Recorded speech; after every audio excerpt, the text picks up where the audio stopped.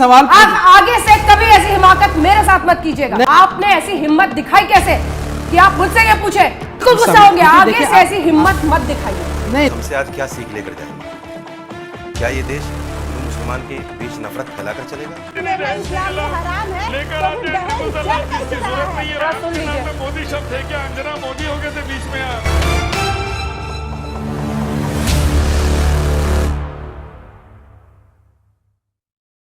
ठीक है। आपकी बेटी है कोई? मेरी हाँ 3 बेटियां। 3 बेटियां हैं। आपको लगता है आपकी छोटी सी 13-14 साल की बच्ची इस लायक हो जाती है कि वो शादी कर ले? पूछ रही हूँ। इस्लाम के हिसाब से जायज है? मैंने अपनी बच्ची की एक की शादी करी 18 साल की उम्र। नहीं, दिल पे हाथ रख के बताइए, 13 साल में सही है? सही है, बिल्कुल ठीक है। 13 साल में ठीक है? ठीक है, बिल्कुल। मैं नहीं कह रहा, डॉक्टर कह रहा है जी, मैं एक बात आजकल साइंस कह रहा है। 13 साल में शादी कर दो, कोई डॉक्टर नहीं कह रहा। आपको सुनिए, एक महिला चाहे वो हिंदू हो, सिख हो, उसका शरीर not fit for sex, she is not fit for delivery. हमारे धर्म के अनुसार जो कह दिया हमारे पैगंबर इस्लाम हजरत मोहम्मद सल्लल्लाहु अलैहि वसल्लम ने, हम उस पर अमल करेंगे। दुनिया की कोई ताकत हमें नहीं रोक सकती। सर 13 साल के लिए कोई नहीं रोक सकती। कोई नहीं रोक सकती ना। सुनिए एक मिनट, हाँ। आज भी क्या अगर कोई मुसलमान चोरी में पकड़ा जाता है तो उसके हाथ काट देते हैं, या अगर लड़की को छेड़ता है, रेप करता पकड़ते हैं, उसे आंखें फोड़ देते हैं? काट दीजिए, मुबालिक में है। हाँ, करते हैं ये? मुबालिक में है। आप टीवी पर कैसे आ रहे हैं? इस्लाम में तो हराम है, टीवी पर आना हम- अलाउड है? हम नहीं आते, हम नहीं बुलाते। और मैं आपको बताऊं, आज के मुसलमान परिवारों में भी वो पहले जैसी जनरेशन नहीं है। आज पहले लोग ये खाली छोटे तबके के काम करते थे, कबाड़ी का काम करना, रिपेयर का काम करना। आप मुसलमान भाई बड़ी बड़ी इंडस्ट्री चला रहे हैं। 500 साल का उदाहरण दे रहे हैं, हम यहाँ हजारों साल का उदाहरण दे रहे हैं। मुसलमान बहुत डेवलपमेंट है, एक मिनट मुझे, हिंदुस्तान में भी बहुत डेवलपमेंट है। आज आपकी जनरेशन देखिए, आपकी मजहब में डॉक्टर्स, इंजीनियर, इंडस्ट्रीज कितनी तादाद बढ़ गई है। बच्चे किस तरफ जा रहे हैं? मैं आपको कुरान शरीफ ला के दूंगा, बुखारी शरीफ ला के दूंगा, तिरमिज़ी जब हिंदी में भी छप गई है वो हमारे यहाँ, और हर धर्म में हर जबान में छपी हुई है। आप उसका मुताला कीजिए, उसके बाद डिबेट कीजिए। रहा सवाल सिविल यकसर सिविल कोड का, इसकी लाने की आवश्यकता क्या है? आपको क्या लेना देना भाई? हमारे मजहब से आपको क्या लेना देना? माँ बाप राजी है, लड़के वाला राजी है, इसमें आपको मुदाखलत करने की क्या जरूरत है? यही तो है आपका।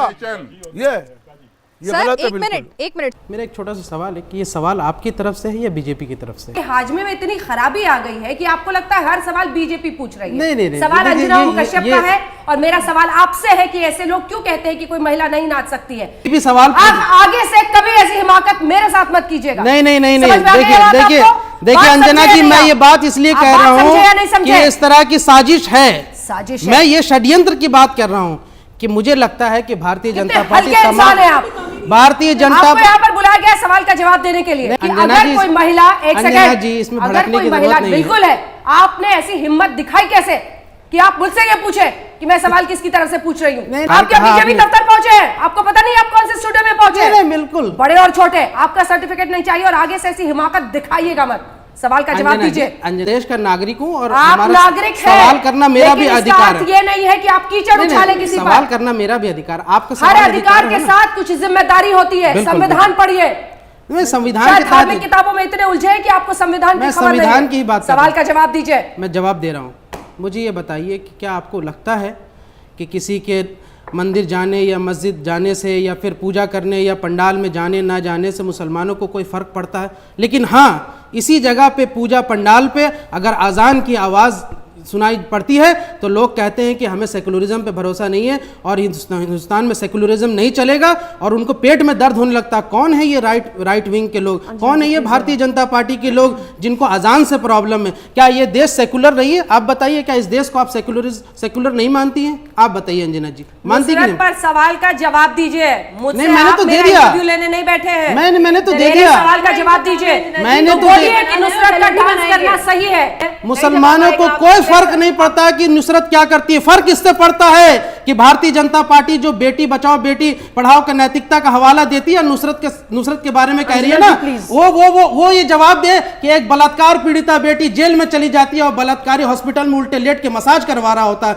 बलात्कार पीड़िता बेटी आज जो है न्याय पाने के लिए पूरे परिवार को खो देती है, लेकिन बलात्कारी को बचाने के लिए पूरा सरकारी तंत्र मैं उधर आपके जाता है। जितना सबसे पहले तो आपकी मानसिकता इसी चीज से पता चल रही है कि एक इंपॉर्टेंट क्वेश्चन, एक इस्लाम जो एक रेडिकल इस्लाम की वजह से बदनाम हो रहा है, उससे रिलेटेड अगर यहाँ पे एक सार्थक कोई बहस होने के लिए हम बैठे हैं तो आप बैठ के उसमें राजनीति कर रहे हैं। मैं बोलूं आप जैश ए मोहम्मद से, आपको सबसे पहले मैं बोलूं, आप लोगों को कोई लड़की बिंदी लगा लेती है, सिंदूर लगा लेती है, दुर्गा पंडाल में नाच लेती है, पूजा कर लेती है, तो इस्लाम बदनाम हो जाता है। वो अपने आप को मुसलमान कहती है तो उसे कुरान हदीस को फॉलो करना चाहिए, जिसमें अल्लाह ने हुक्म दिया एक मालिक ईश्वर अल्लाह की पूजा होगी और किसी की नहीं।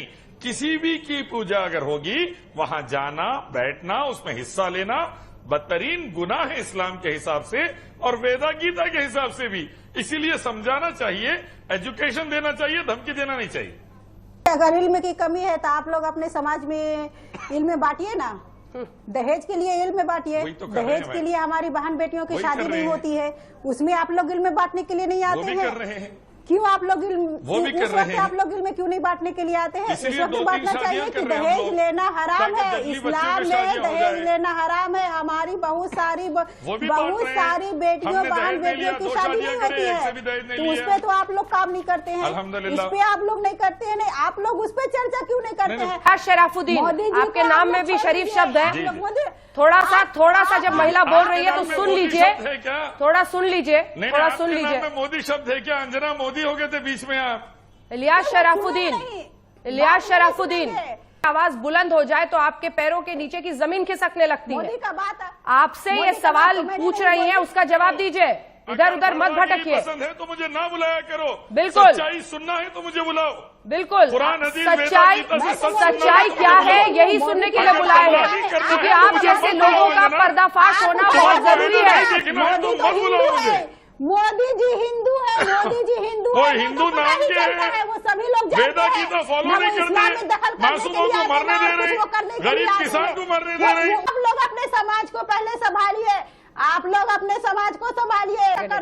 और इसी के साथ ये भी सुन ले कि इस्लाम के जो ये नकली ठेकेदार आप बने हैं, जुबान नहीं खुलती आपकी जब ट्रिपल तलाक पर शिकार महिलाओं को बनाया जाता है। यही जुबान आपकी नहीं खुलती है जब अन्य मुद्दों पर महिलाओं का जिक्र होता है। ये हमसे आज क्या सीख लेकर जाएंगे? क्या ये देश हिंदू मुसलमान के बीच नफरत फैलाकर चलेगा? क्या ये देश हिंदू और ईसाइयों के बीच नफरत फैलाकर चलेगा? क्या ये देश दारूशुको और औरंगजेब पर चलेगा? नहीं चलेगा। ये देश आज ये चाहता है कि हमारी एजुकेशन क्या हो, हमारी हेल्थ का क्या हाल है, हमारी नौकरियां कहाँ चली गई, ये सब चीजें मुद्दे में क्यों नहीं आती? कितना बड़ा नाटकबाजी हो रही है यहाँ पर। की ताकत रखिए, आप नाटकबाजी करते हैं। हिंदुओं के खिलाफ जो ये क्या बहस कर रहे हैं भाई? आज ये एक्सपोज हो रहे हैं। और मैं बता दूं अंजना जी, नहीं क्या बहस कर रहे हैं? वाले नहीं है हम, सबका क्या करेंगे? मारेंगे, आप मारेंगे, आप कत्लेआम मचाएंगे।